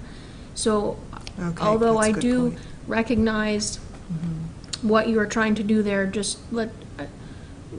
I'm trying to be an advocate for those commercial truck drivers that are trying to do a job too. Sure, and I want to stress that there's no plan in place that gets truck traffic out of downtown right now. This is just what we talked about at the public safety meeting.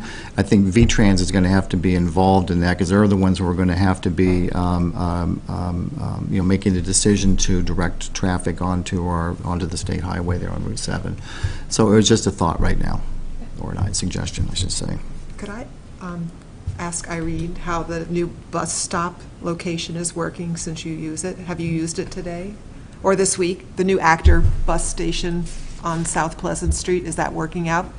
Well, like I say, it's only been there 2 days. I rode it one day. The issue was the timing of getting out onto Cross Street. Okay, yeah. And the other traffic trying to get out, and if there is no left turn permitted, there's no signage there that says no left turn. Right, well, that's not true for everyone, it's just for the Actor buses. I don't know, it's been only 2 test days. Okay, I was just...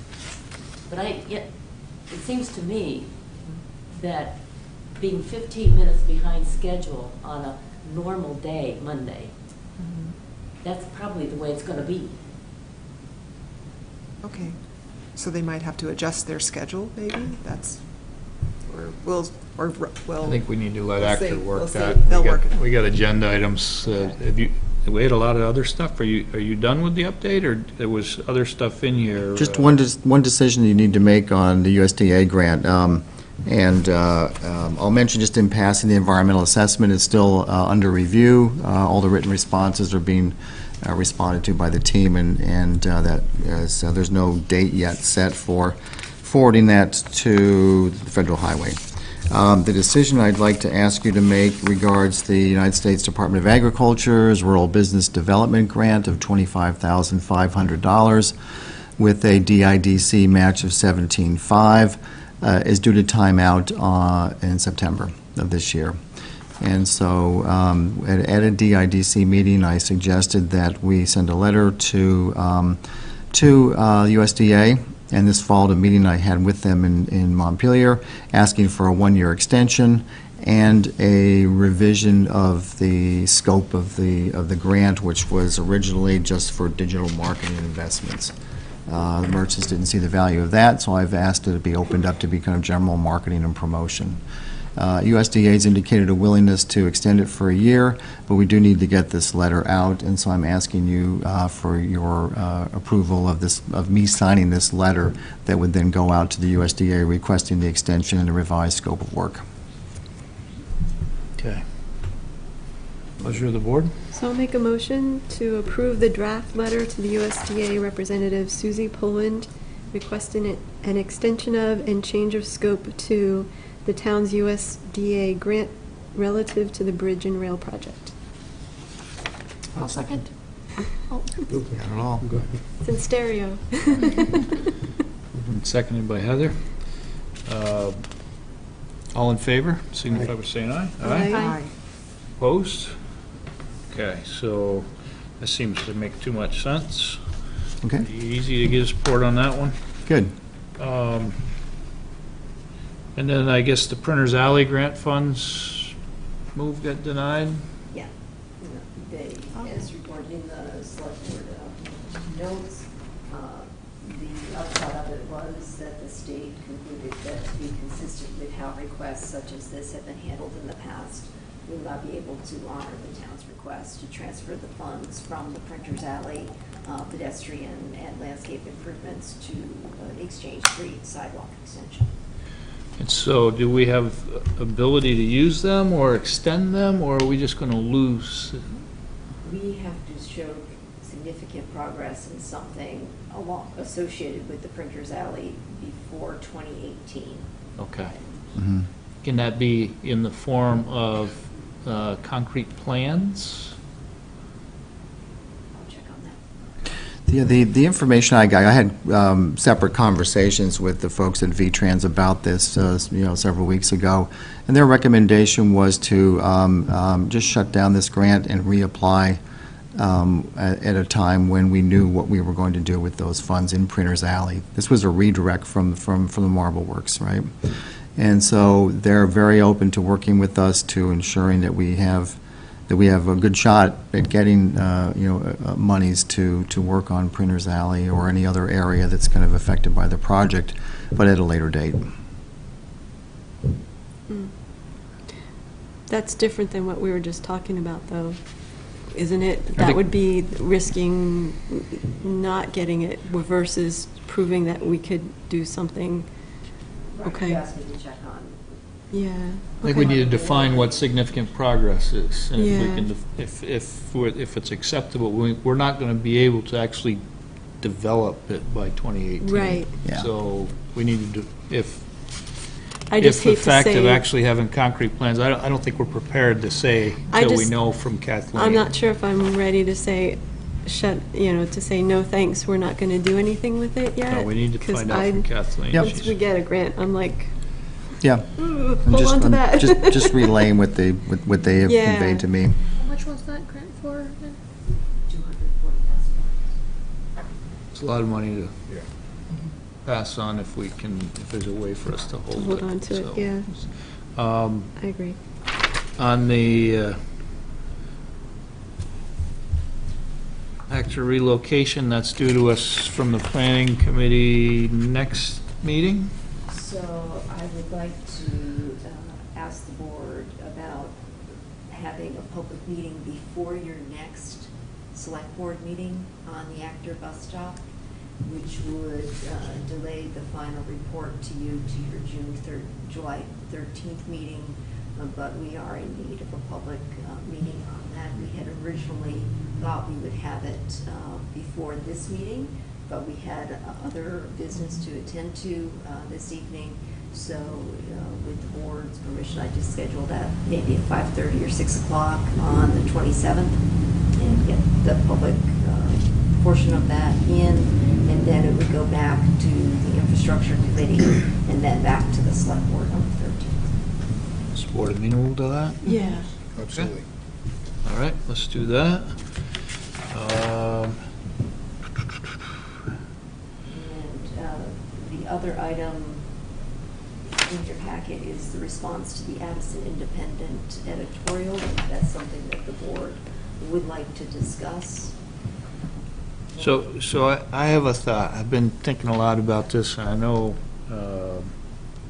I totally disagree with Angelo on his editorial. I think we have given a lot of thought to, and to the temporary bridges. We discussed it, we investigated it, and the fact is that especially his caveat was if the environmental assessment doesn't come back approved and allow you to go forward, you're going to live with them longer. Well, all the more reason to put temporary bridges in to ensure that we have guaranteed safety and people know and don't have to worry about the bridges. And so I disagree with Angelo, but I'm not sure that we need to.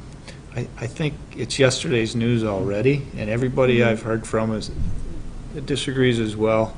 And I'm of the opinion, and unless you really feel strongly about it, that we just let it die. And I think the point that we would make is, if everything goes smooth, that we thank the town for supporting the temporary bridges and bearing with it, and that we hope the project continues to go as smoothly as the temporary bridge project went, hopefully. And the time to make the statement is after the project, this phase of the project is done, and to make a point that it's another smooth project in our downtown, and that it doesn't kill the downtown to have a project that goes on. It's part of continuing to invest in our infrastructure and making sure that the town doesn't just die because we're afraid to do anything in the downtown for fear of losing business and stuff. And so that's my opinion after thinking about it, and I'm not prepared to put my name on something just to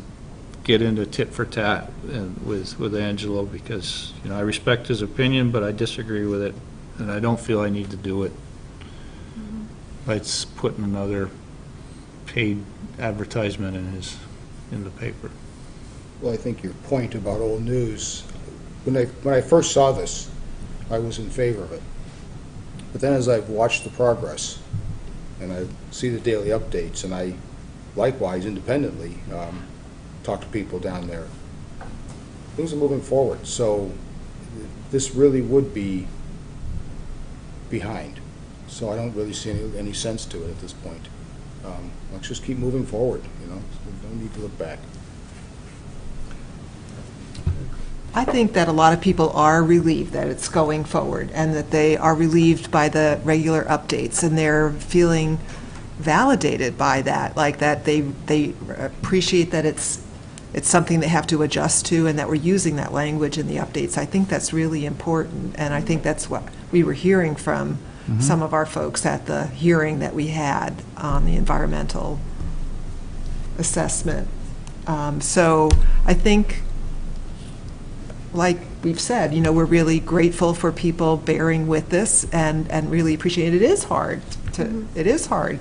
It is challenging, and we do hope to be successful in moving through that, and then appreciate all the benefits that we're going to get on the other end of this, which we've heard, with straightened out rail, which provides for greater capacity and quieter rail, actually, and soon the arrival of passenger rail, which will connect us to Burlington and other hubs that we care about. And and also just the safety of the bridges, and improve traffic flow on the roads, too. Not only the conditions of the roads improved after the project, but hopefully less truck traffic on those roads because we have the rail that can deliver that freight.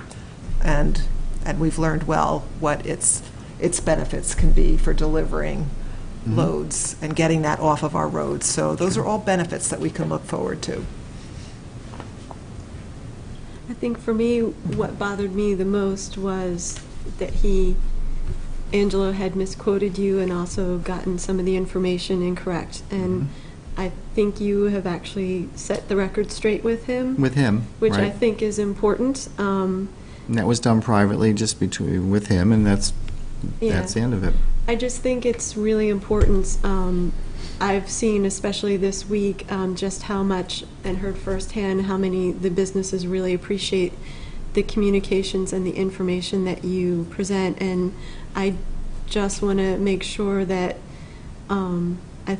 I think it was inappropriate of Angelo to sort of take your words and twist them around when, especially at this moment, your position is very important and well supported by the businesses and by the select board.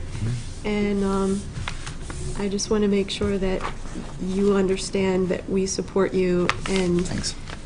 You're doing a very good job, and I appreciate it. Thank you. So, I consider these updates our collective response. Here's a well-managed project. Here's the latest information on the project, and it's updated every day, and today I did a midday update on the water line. So that's our response. That's how I see and it. I'm good with that. So if the board's good, I think we withhold. Yep. I agree, yeah. And I just, you're doing a great job. I knew that you had the right solution for when I walked into my service office where all the techs come in, get their jobs, and on the job board was your daily post, and they're looking at it like, okay, stay away from that street, I'm gonna go this way. And, Right. they're just, they're using it, and they wanna know what's going on, and, everybody's going in there checking out what's going on with the project, and they're interested in it, and they're not afraid of it, they wanna know what's going on, and it's keeping everybody informed, so keep up the energy, and it's going to be a long 4 years if you write that every day. So. I'm in training for the larger project, but I invite you all to come downtown too, and just, chat with the merchants or whatever and see what's going on. Besides the email, is there any other way you're informing people? There's two ways I'm getting the word out. It'd be good, since we're on public here, to talk about that. The primary platform here is the town's email listserv, which is you can sign up for on www.townofmiddlebury.org. I also have a blog. If people don't want to get all of the email updates from the town that come with signing up, they can go to www.middleburybridges.org and then get the updates right directly there. The exact same updates that the town sends out are available there. So thank you, Farhad, for reminding me of that. So I guess with that, I'll go home and write tomorrow morning's update.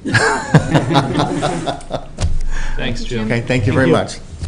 I will tell the board that Jim and I went and met with the Town of Barry city manager, and it was very encouraging to also their business, their community business leader. What's the group they call it? The Barry Partnership. Barry Partnership, yeah.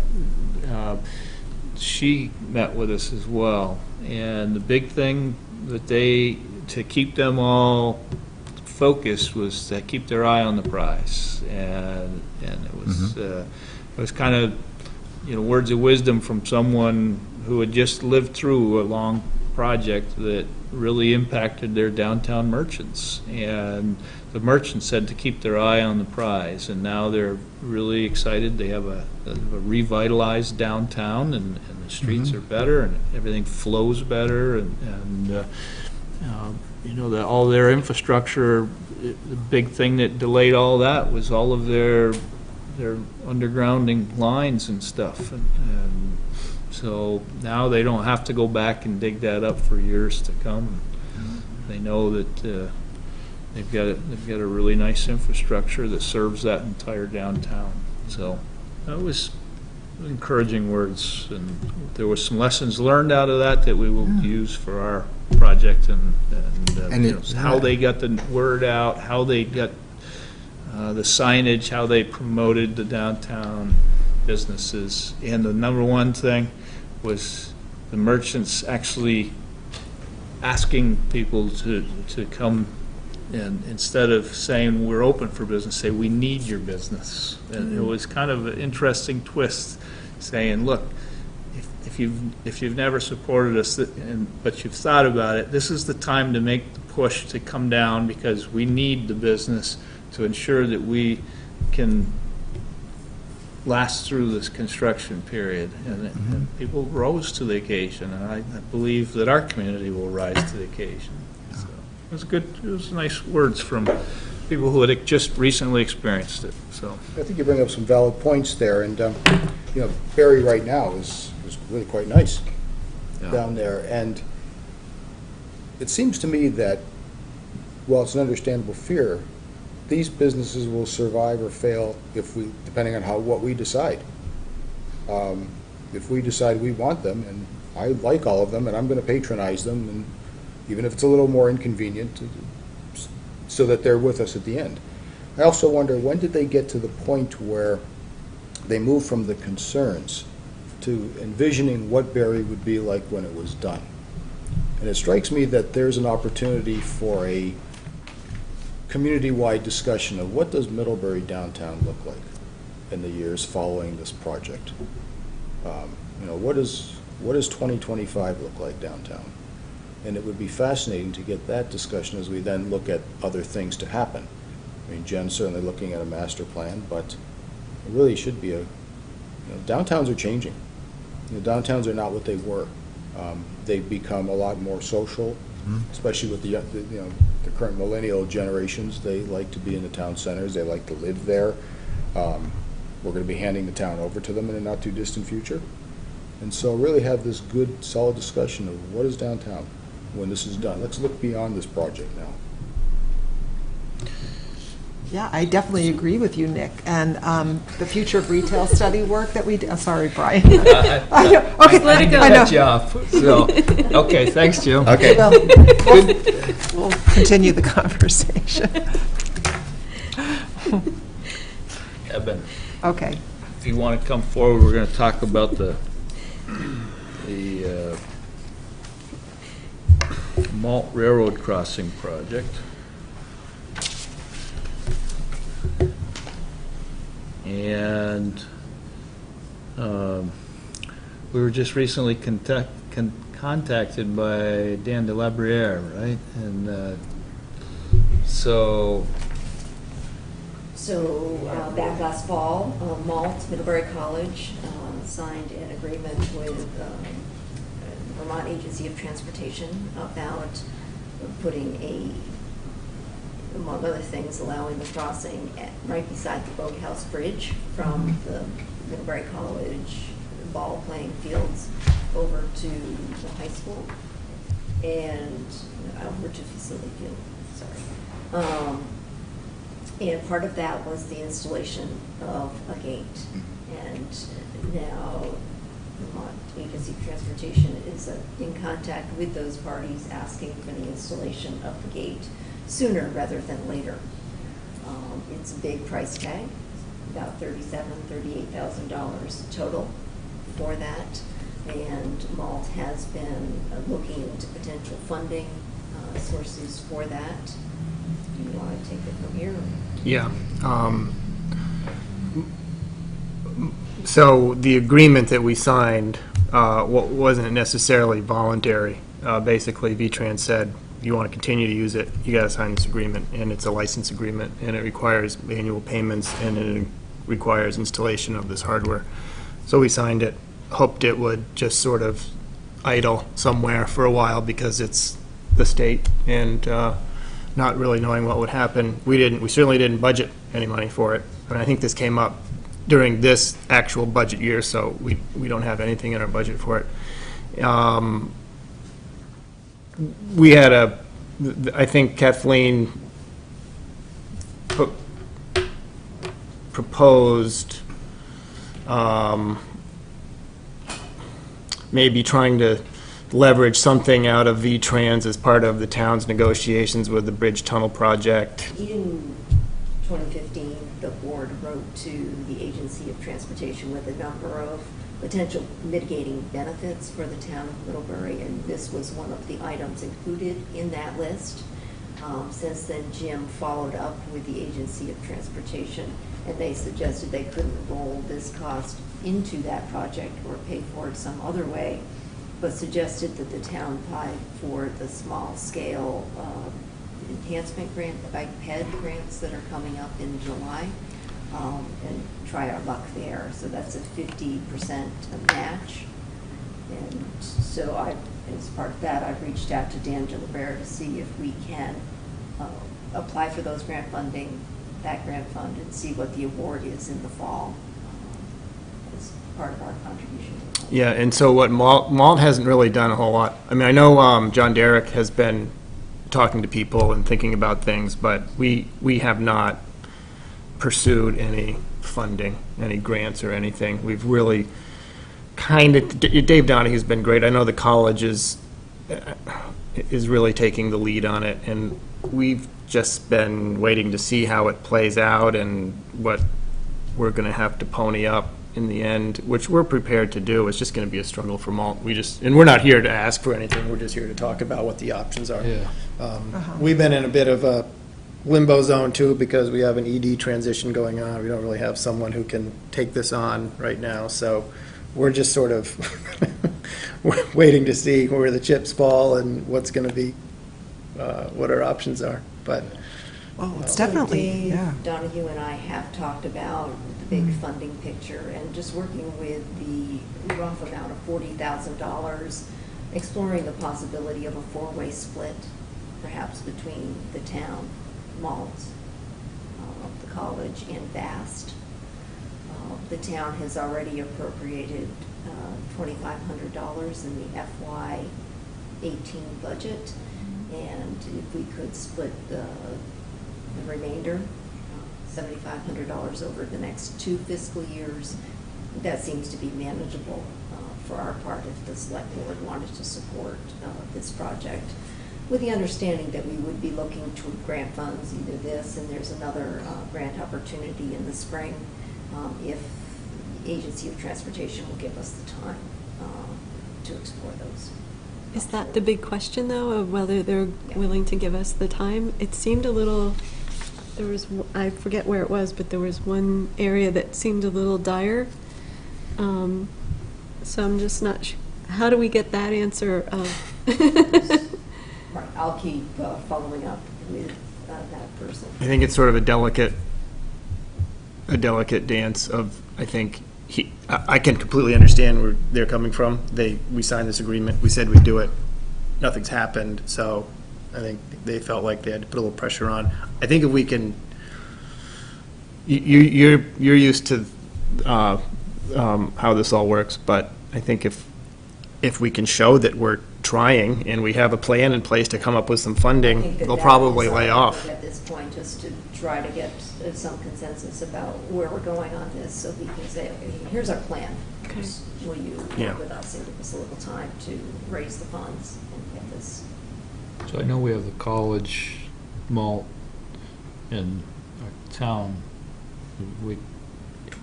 Is VAST already engaged on this, and are they, where is? David has reached out to VAST.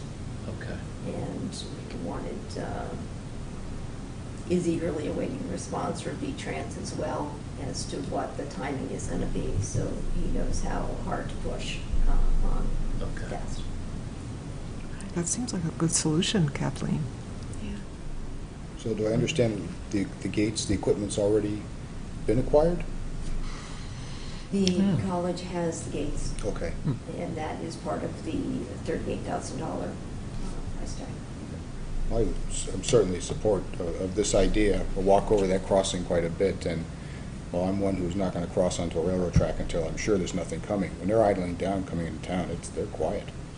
And I would think it's certainly in VAST's interest, because the locomotives can be quieter than the snowmobile coming in. Yeah. I think the gates are going to be open. though. I think they're going to stay open, right, in the winter for the snowmobiles. So, Oh, I mean, yeah. I don't know, as a practical matter, how I'm just wondering much how this increases safety. Right. That's the question, but, you know, really? we don't really get to ask that. Yeah, how does the gate increase, because it Well, doesn't. that's what I was it thinking doesn't, too. I think it's going to be, when it's closed, there's going to be a way to walk, pedestrians to just walk around it. It's not really, Oh, I thought this was like a, like a railroad crossing gate that thing. went To that down. end, John Derrick, who works with Malt, is exploring that possibility and the cost of that. Okay. I understand it was more costly than this, but he wanted to see what the pricing was. Because I was thinking, especially if Vast is in there, how do you negotiate? I don't think you're going to give everybody a key. no, I think the college would be the only one to have a key. Yeah. And the college, it's only the college and Malt that are licensed users. And I think that's because Vast goes across there just at the pleasure of the college. Right. I think Malt has already a license agreement with the college, so it's really, we're the only two, I guess, and then we're expected to exclude others if we. Like all the school kids that walk that way? Okay. So if anything, I was thinking about this, you know, from Malt's perspective, if we have to go out and do a little fundraising for it, that's fine, and there may be a little bit of a silver lining, which is that I think it highlights how vulnerable the TAM is in places, and, you know, it's just an example of how it can, you know, one single point can easily disrupt a lot of it, so it might kind of be an opportunity to galvanize some support in the community for the TAM trail, so. Possibly. It's just a mechanical gate though, right?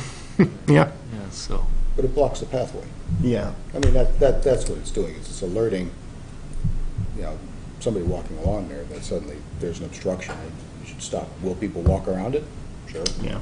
But Yeah. at least it's providing a pause. A pause and a viable warning. Yeah, I but didn't if- realize, though, that it won't be operational in the winter? That's what I heard, that it will be open, because Vast needs to use it, and I think the only people who have a key is the workers at the college who need to get across on the gators when they're zipping around there. Yeah, if it's a seasonal thing, it just seems silly, but anyways. Well, it's not Well, it sounds like we have a controlled by the plan. track? And you're gonna get It's not that controlled with by the track Dan, like any other crossing? that works. No, I don't think so. So it's not the train approaching doesn't trip it? It's not like a road crossing that, No. Oh. it's just a But that's- manual. For this dollar figure, there's no way you're getting a fully automated No, it's just a crossing. manual. Yeah. With a lock and. Okay, that's, I didn't Open it up. understand that part. So, Okay, well, we are open, Malt is open to any way to make this work. So.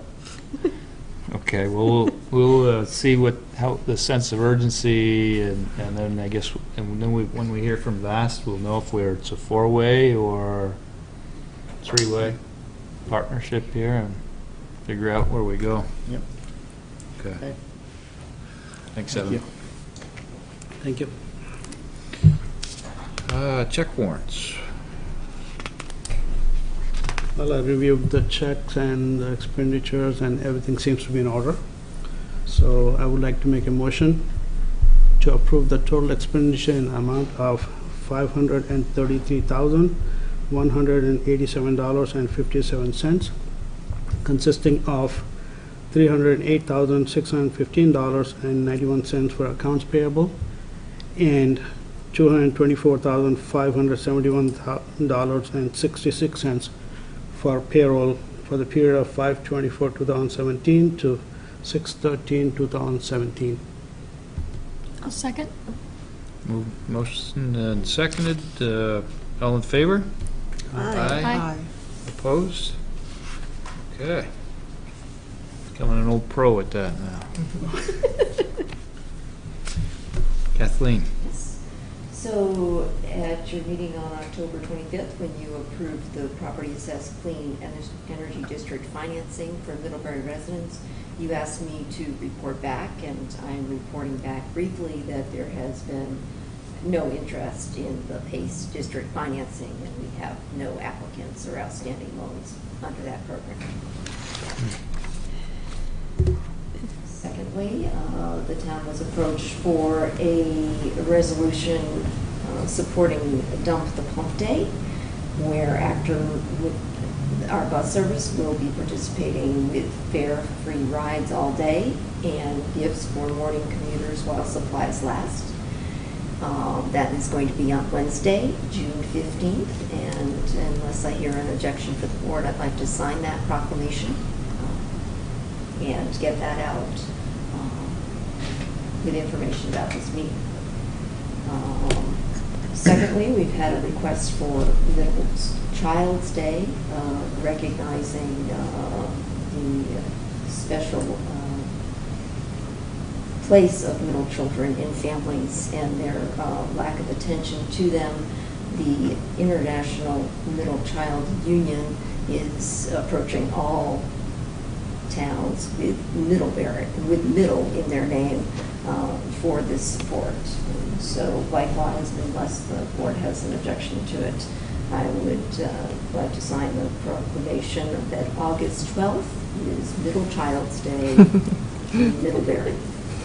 If I disagreed with this, my sister would give me grief. She's the one I don't want grief. Yes, he did get my attention saying that I was not sympathetic to his plight as a middle child, since I'm not a middle child.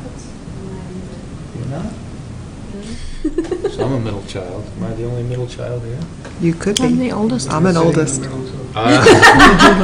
Well, and I'm probably the only one who thinks it's kind of silly, but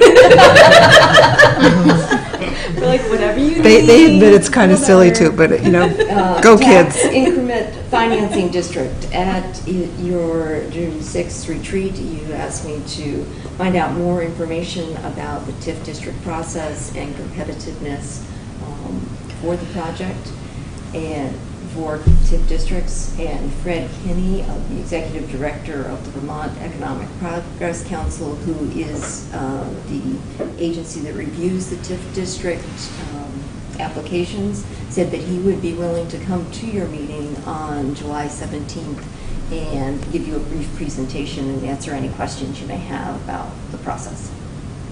That'd be great. that'd be really nice. Thank you. Upcoming effort by Local Motion, providing technical assistance on traffic calming, bike and pedestrian safety, and other demonstration projects. There is going to be a series of meetings next Wednesday and Thursday in the town offices. Anybody that's interested is welcome to attend, encouraged to attend. Here's a list of places: Maple Street at the entrance to Marble Works, a demonstration project to create a place for pedestrians. Seymour Street, the railroad overpass to Fulton Oak Bridge. Seymour Street, Elm Street to Main Street, a demonstration project to make it feel more like a gateway. Creek Road and Route 7 intersection, an exploration of possible engineering concepts. Exchange Street, Seymour Street, and Elm Street intersection, an exploration of possible engineering concepts there. In the Middlebury Natural Foods Co-op Shaw's driveway entrance. And a couple of additions to the town manager's report. We have, our Public Works Department has installed some sidewalk stenciling about riding bikes on sidewalks. Have had some feedback from the community that they were placed in the incorrect locations in some places. And so the Public Works Department is working with Laura on the correct locations and will be removing the stencils that were improperly placed. Just to note that anyone that has any concern about town services, encouraged to contact me directly. A person with a concern about the sidewalk stencils posted on a local listserv, which I am a part of, but just happened to notice this comment. So for the quickest response, contact me directly, please. So that's that on the stenciling downtown. And I covered my other item, which was the after public meeting. Okay. Questions of Kathleen? No? Then board member concerns. Nick? Well, one thing is, it's interesting is spring and now coming into summer arrived, and I was over here, former Sawmills, new Schaefer's, watching the activity on that park, and it's fascinating how it's become this gathering point, this junction between those, especially the students up on the campus and the town. And it's fun to see that dynamic. In fact, it was really entertaining one day watching a bunch of students playing with a bunch of local kids, you know, and it was a ball game, and it was just wonderful to see that interaction. So it's really working out nicely as we had hoped. The other thing is, I was going to give a congratulations to the high school, but given the fact that we have a proud father of a recent graduate, I figure it's probably up to him to do that part. So all I'm going to say is to the graduating class of 17, go forward and do great things. Okay. Good. I saw that in our board packet there was the budget for the BMP, and I also just recently got a renewal from them for a subscription for the membership. And it got me thinking that I would like to, as we start into our next budgetary phase, to look at the money. I think we give $25,000 to BMP, the Downtown Improvement District, to Addison County Economic Development Corp. So while we're talking about the economic health, but also take a look at these agencies and the amounts that we give to them, and specifically what is the return on investment that we have for that amount of money. You know, do we want to give more? Do we want to give less? But to really look at what that money is getting for us and is how that fits into the rest of the economic health that we're looking at.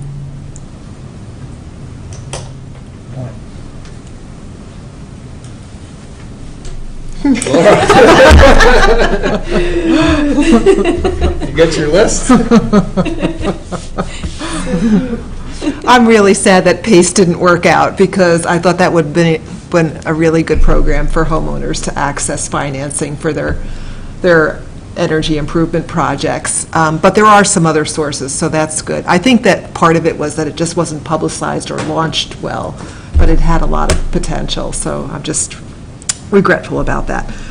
Speaking of heat, I know that we had a spike in heat, and people are noticing bugs, and we talked a bit about this at the Public Health and Safety Committee, and just want to remind people that there are really good resources available to help protect them from insect-borne diseases or pollens that are in the air as a result of these heat spikes, so take care of yourself. Related to that, composting has also been vetted a lot on Front Porch Forum, and so we're glad that people are exploring that. They understand that the law has been postponed, but they're trying to experiment with composting, and the Addison County Solid Waste Management District has a lot of resources to support people with their projects and management of any issues or concerns. And we're looking at a possible project here, a teaching project of having one of those solar cone composters on site here at the town offices that could be shared with the library and could be a teaching tool for people, and experimenting with a little collecting ourselves. So stay posted for more details about that. And finally, we took the sixth graders on a practice bike ride from Mary Hogan School to Mums, which we have been doing now, to just teach them how to navigate traffic, especially crossing Route 7. And it was a really wonderful experience, again, to do that and come back and treat them to root beer floats. So, so they really enjoyed that. But what we did notice is that Route 7 crossing on Middle Road is great because there is a signal, but you do have to know how to navigate it, which is why we practice riding to the school. So anyway, we got to Mums, and Jennifer Molinay, who's a regular bike commuter, an escort, told the kids, after I asked her, what they should know, she said, well, my daughter saw a fox. And foxes are good because they eat the mice that have ticks. I said, I'm laughing because that wasn't what I was expecting. I thought she was going to give me rules of the road. I said, well, that's true. I do notice more when I'm on a bike. I said, anything else, Jennifer? For getting back to the elementary school? She said, well, sometimes I see money. And the kids are like, oh, yeah, that's great. And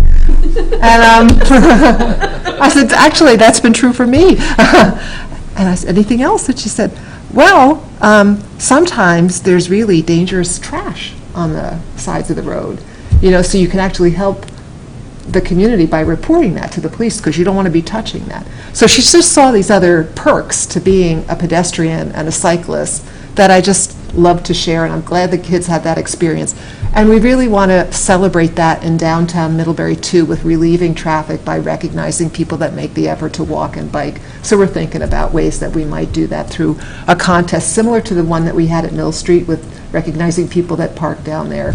So maybe we'll come up with something that, again, brings people to downtown to do their business here. So I just wanted to share that. Nice. I'm all set. Okay, I have two things.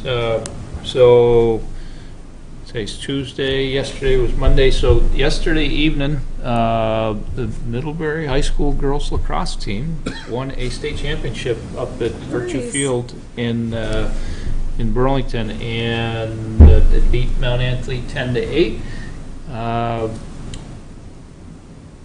Really nice end to an undefeated season. So not only are they the state champions, but undefeated season. So cheers out to the girls lacrosse team. And then, like Nick said, just a really nice day for graduation. It was a beautiful ceremony.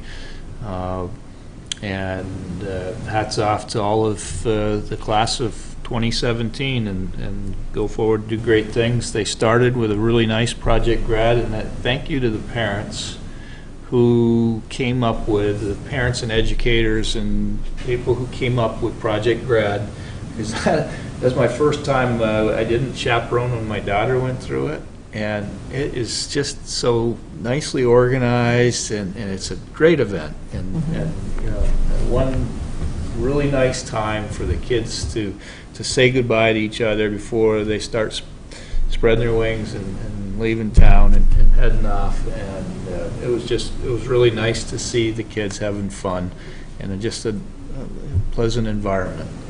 Some different from when I graduated. Yeah, we can say that. It was different, so it was nice to see, and it was a great invention that the parents did. So with that, we need to go into, we do have cause for an executive session. If you could take us into that, Susan. Sure thing.